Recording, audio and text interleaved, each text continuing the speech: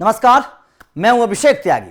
भैया test series तो हार गए यार, वनडे सीरीज तो जीत लेना कम से कम। भाई साहब वनडे सीरीज में तो कम से कम टीम इंडिया की इज्जत बचा देना। मैं गौतम गंभीर साहब से हाथ जोड़कर बोल रहा हूं भैया, वनडे सीरीज में तो कम से कम इज्जत बचा दो, क्योंकि टीम इंडिया का जो टेस्ट सीरीज में हाल साउथ अफ्रीका ने किया है उसके बाद डर लगने लगा है। अब तो ये लगने लगा है कि यार हमारे बल्लेबाज बल्लेबाजी करनी भूल तो नहीं गए हैं, हमारे गेंदबाज कहीं गेंदबाजी करनी भूल तो नहीं गए अपने पिच पर, क्योंकि अपने घर के हम शेर हुआ करते थे। लेकिन भैया साउथ अफ्रीका ने जिस तरीके से हमें ढेर किया है, हालत खराब कर दी भैया, इतनी बुरी तरीके से मारा है कि हम बता भी नहीं पा रहे कि हमारे कहां कहां मारा है साउथ अफ्रीका वालों ने। लेकिन अब बात है वनडे की। वनडे सीरीज शुरू होने वाली है और वनडे सीरीज के लिए जो टीम इंडिया के स्क्वाड आया है, बीसीसीआई ने जो स्क्वाड अनाउंस किया है उस पर भी बवंडर मच रहा है, उसको लेकर भी सवाल खड़े हो रहे हैं। अब सवाल ये खड़े हो रहे हैं कि किसको निकालें बाहर, किसको करें अंदर। भाई साहब क्या चल रहा है बीसीसीआई के अंदर, क्योंकि मामला बवंडर मचा हुआ है। अब मैं आपको एक प्लेइंग 11 का एनालिसिस करते हैं कि किस तरीके से प्लेइंग 11 पहले वनडे मुकाबले के लिए बननी चाहिए, क्योंकि रांची का मैदान है। महेंद्र सिंह धोनी के साथ डिनर करते हुए विराट कोहली नजर आए, ऋषभ पंत नजर आए। मतलब साफ है कि महेंद्र सिंह धोनी का खाना खाकर तो भैया तूफान मचना तय है, ये सीधी सीधी सी बात है। अब यहां पर क्या प्लेइंग 11 होनी चाहिए, किस प्लेइंग 11 के साथ टीम इंडिया को जाना चाहिए, चलिए इस पर एक बार एनालिसिस कर लेते हैं, क्योंकि बहुत जरूरी है किस बल्लेबाज को कहां मौका देना जरूरी है, ये देख लेते हैं। यहां पर सबसे पहले देखिए कि केएल राहुल जो है ना वो कैप्टन है इस सीरीज में। वनडे सीरीज में केएल राहुल को कप्तानी की जिम्मेदारी दी गई है, तो जाहिर तौर पर इससे थोड़ा सा राहत तो मिल रही है कि राहुल अगर रहेंगे तो चलिए थोड़ा सा अनुभव तो कप्तानी के तौर पर रहेगा, वरना शुभमन गिल का तो भाई साहब मामला डामाडोल मुझे नजर आ रहा है। यहां पर केएल राहुल कैप्टन है। अब किस नंबर पर आएंगे इस पर भी चर्चा एक बार करेंगे। मैं चाहता हूं ओपनिंग जोड़ी क्या होनी चाहिए, ये थोड़ा सा मैं अपना बता देता हूं। ऋतुराज गायकवाड़ के साथ यशस्वी जायसवाल ओपन करने के लिए आने चाहिए। ऋतुराज गायकवाड़ इस वक्त कमाल के फॉर्म में है, शानदार तरीके से रन बना रहे हैं, घरेलू क्रिकेट में तूफान मचा रहे हैं। यशस्वी जायसवाल इन फॉर्म है। अगर लेफ्ट राइट कॉम्बिनेशन भी बन जाएगा, अगर ये दोनों ओपनर होंगे तो मेरे हिसाब से टीम इंडिया को फायदा होगा। इन दोनों की ओपनिंग जोड़ी टीम इंडिया के लिहाज से बहुत शानदार रह सकती है। तो नंबर 1 ओपनर के तौर पर ऋतुराज गायकवाड़, यशस्वी जायसवाल को आप खिला लीजिए, मेरे हिसाब से बढ़िया रहेगा। बात करते हैं नंबर 3 की। नंबर 3 पर केएल राहुल खुद आ सकते हैं, नंबर 3 पर आप इनको खिला लीजिए। हालांकि देखिए यहां पर एक और चर्चा है, चर्चा यह है कि यहां पर रोहित शर्मा भी हैं। अब रोहित शर्मा को आप कहां खिलाएंगे, ये भी तो सवाल है। तो इसीलिए रोहित शर्मा के चलते मुझे ऐसा लगता है कि शायद ऋतुराज गायकवाड़ को बाहर बैठना पड़ेगा,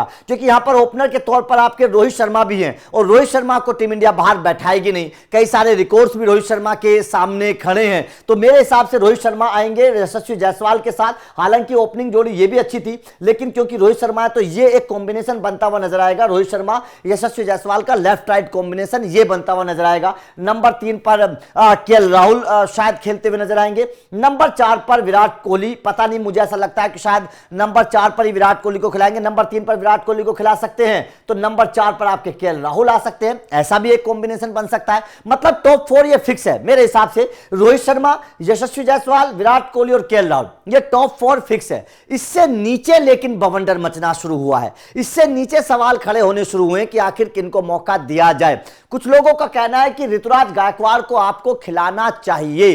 कहां खिलाना चाहिए? लोगों का कहना है कि ऋतुराज गायकवाड़ मिडिल ऑर्डर में भी अच्छा खेल सकते हैं, अपनी बल्लेबाजी को मजबूत करिए। नंबर 5 पर ऋतुराज गायकवाड़ को खिला लीजिए, कुछ लोगों का ऐसा कहना है। लेकिन मेरे हिसाब से ऋतुराज गायकवाड़ को इतना नीचे खिलाना भी ठीक नहीं होगा। नंबर 5 पर आपके लिए ध्रुव जुरैल मौजूद है। अब यहां पर ध्रुव जुरैल, ऋषभ पंत दोनों में से कोई एक खेलेगा, यह भी एक बात है। तो मेरे हिसाब से ऋषभ पंत अगर पूरी तरीके से फिट है तो नंबर 5 पर ऋषभ पंत आपको खेलते हुए नजर आएंगे। ऋषभ पंत अगर खेलेंगे नंबर 5 पर तो टॉप 5 आपका फिक्स हो गया।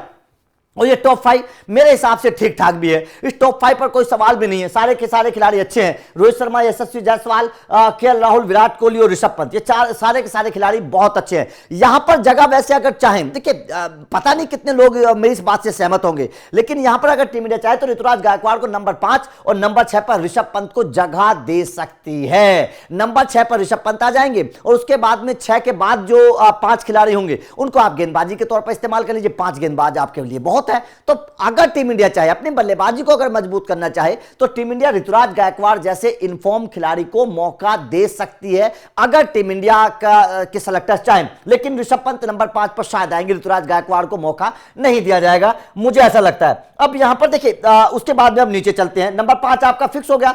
अब नंबर 6 की लड़ाई जो है वो भी शुरू होती है, क्योंकि नंबर 6 की लड़ाई से शुरू होती है क्योंकि रविंद्र जडेजा है आपके पास। रविंद्र जडेजा के साथ आपके वॉशिंगटन सुंदर है, नीतीश कुमार रेड्डी हैं। मुझे ऐसा लगता है कि शायद नीतीश कुमार रेड्डी को नंबर 6 के तौर पर मौका दिया जाएगा। नंबर 6 के तौर पर नीतीश कुमार रेड्डी तेज गति के ऑलराउंडर के तौर पर, रविंद्र जडेजा मतलब 6-7 नंबर में से इन दोनों में से कोई एक आएगा। रविंद्र जडेजा 100% खेलेंगे, मुझे ऐसा लग रहा है। तो 7 खिलाड़ी आपके पक्के हो गए। उसके बाद में 8वें खिलाड़ी के, देखिए यहां पर तिलक वर्मा भी है। तिलक वर्मा जैसे खिलाड़ी को बाहर बैठना पड़ेगा। सवाल ये तो खड़े होते हैं कि तिलक वर्मा जैसे खिलाड़ी को भी बाहर बैठना पड़ेगा, रिप्लेसमेंट खिलाड़ी के तौर पर है। लेकिन मैं तो चाहता हूं कि फ्यूचर के तौर पर व्हाइट बॉल क्रिकेट के बहुत अच्छे खिलाड़ी हैं तिलक वर्मा, लेकिन मौका शायद मिलेगा नहीं क्योंकि कुछ सीनियर खिलाड़ी वहां पर मौजूद हैं। 8वें नंबर पर देखिए यहां पर अब आपको 8, 9, 10, 11 ये 4 खिलाड़ियों की जरूरत है। 8, 9, 10, 11 4 खिलाड़ियों की जरूरत है। 4 खिलाड़ियों में से आप 3 खिलाड़ी रखिए तेज गेंदबाज, अर्शदीप सिंह रखिए, हर्षित राणा रखिए, प्रसिद्ध कृष्णा रखिए, ये 3 आप तेज गेंदबाज रखिए। एक और स्पिनर चाहिए। एक और स्पिनर के तौर पर मैं मानता हूं कि कुलदीप यादव को खिलाइए। कुछ लोग बोलेंगे वॉशिंगटन सुंदर, अरे भैया आप वॉशिंगटन सुंदर को अगर और कुलदीप यादव को अगर देखेंगे, क्योंकि गेंदबाज आपको चाहिए, ऑलराउंडर के तौर पर आपके पास 2 खिलाड़ी ऑलरेडी हैं। 7वें नंबर तक आपके पास बल्लेबाजी है। ऐसा नहीं है कि 7वें नंबर, अगर 7 नंबर तक का बल्लेबाज कुछ नहीं कर पाएगा तो 8वें नंबर का बल्लेबाज आकर क्या कर लेगा। तो मेरे हिसाब से वॉशिंगटन सुंदर की जगह कुलदीप यादव को मौका देना चाहिए।